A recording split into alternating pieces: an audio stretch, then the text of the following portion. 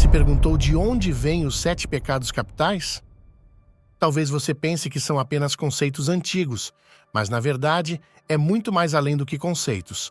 Desde os tempos dos filósofos gregos e romanos até os sábios judeus e teólogos cristãos. Vamos embarcar nessa jornada e descobrir o que é ou o que são esses famosos 7 pecados capitais.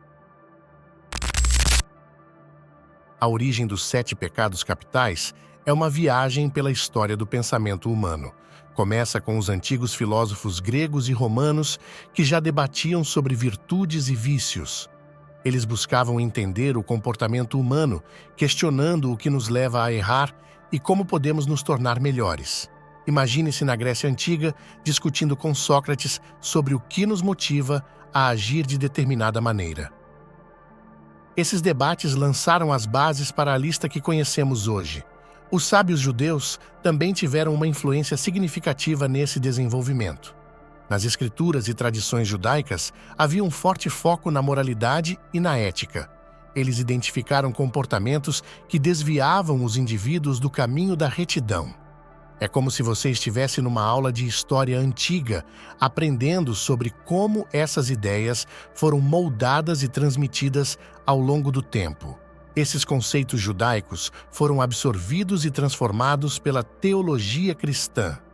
À medida que o cristianismo se expandia, os líderes religiosos começaram a sistematizar esses vícios. Surgiram, então, os 7 pecados capitais, uma forma de categorizar os principais desvios morais. Pense em um conselho de sábios medievais, debatendo quais comportamentos eram mais prejudiciais à alma humana. Essa lista não apenas guiou a moralidade da época, mas também influenciou profundamente a cultura e a arte, preparando o terreno para discussões futuras sobre a natureza do pecado e da virtude. Nos textos medievais, como o enigmático Lanterna da Luz, surge uma fascinante classificação demonológica. Esses escritos descrevem 7 demônios regentes, cada um associado a um dos pecados capitais, sendo eles a gula, inveja, avareza, ira, luxúria, preguiça e a soberba. Imagine um cenário sombrio, onde estudiosos debatem quais pecados influenciam as fraquezas humanas. Esses pecados não são apenas figuras literárias, mas representam as tentações e desafios que todos enfrentamos no dia a dia. Um dos pecados se refere à gula, simbolizando o desejo insaciável e a voracidade. Na prática, essa ideia pode ser vista em nossas batalhas contra os excessos e a moderação. Ao ler sobre isso, é impossível não pensar nas tentações modernas, como o consumo desenfreado de alimentos e a busca incessante por prazeres efêmeros.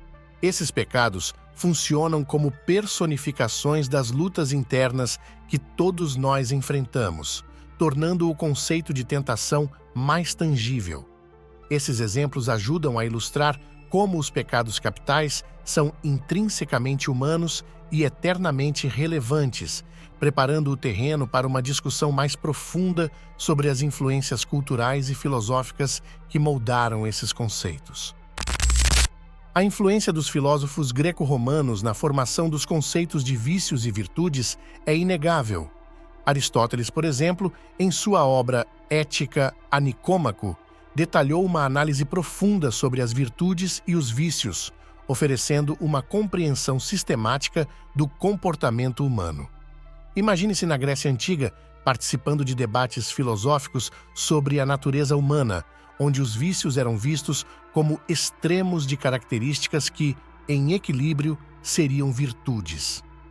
A abordagem de Aristóteles se concentrava no justo meio, um equilíbrio entre os extremos que poderia ser visto como precursor dos 7 pecados capitais. Ele acreditava que tanto o excesso quanto a falta de certas qualidades poderiam levar ao vício. Por exemplo, a coragem, quando levada ao extremo, poderia se tornar imprudência, e a falta dela resultaria em covardia. Essa ideia de equilíbrio nos ajuda a entender a importância de moderar nossos desejos e ações no dia a dia. Outros filósofos, como Platão e os estoicos, também contribuíram para essa discussão. Platão, em particular, explorou a relação entre a alma e as virtudes, enfatizando a necessidade de harmonia interior. Os estoicos, por outro lado, promoviam a ideia de viver de acordo com a razão e a natureza, evitando os excessos. Essas influências greco-romanas não apenas moldaram a filosofia ocidental, mas também se integraram nas tradições religiosas subsequentes, conectando-se diretamente aos conceitos de virtude e pecado que ainda hoje ressoam em nossa cultura. Os 7 pecados capitais deixaram uma marca indelével na arte e cultura ao longo dos séculos. Durante a Idade Média, artistas e escritores usaram esses conceitos para educar e moralizar. Imagine-se entrando em uma catedral gótica, onde vitrais e afrescos retratam os perigos da luxúria, da ganância e da preguiça. Essas representações não só embelezavam os espaços sagrados, mas também serviam como lembretes visuais das consequências do pecado. Além disso, diferentes culturas e religiões ao redor do mundo incorporaram suas próprias interpretações desses pecados. No budismo, por exemplo, há os 3 venenos: ganância, ódio e ignorância, que ecoam os pecados capitais. Esse intercâmbio cultural enriquece a compreensão global da moralidade e da ética, mostrando que, independentemente da origem, os seres humanos compartilham preocupações semelhantes sobre virtude e vício. Essa conexão universal prepara o terreno para uma exploração ainda mais profunda das raízes e ramificações dos pecados capitais. Agora que você mergulhou na fascinante história dos 7 pecados capitais e compreendeu suas profundas influências culturais e filosóficas, pense nos desafios diários que enfrenta. A gula se manifesta em hábitos alimentares? O orgulho interfere em suas relações pessoais ou profissionais? A preguiça impede seu progresso? Identificar essas influências é o primeiro passo para uma mudança significativa. Que tal começar hoje mesmo? Estabeleça pequenas metas, como praticar a gratidão para combater a inveja ou a generosidade para superar a avareza. Pequenas ações podem gerar grandes transformações.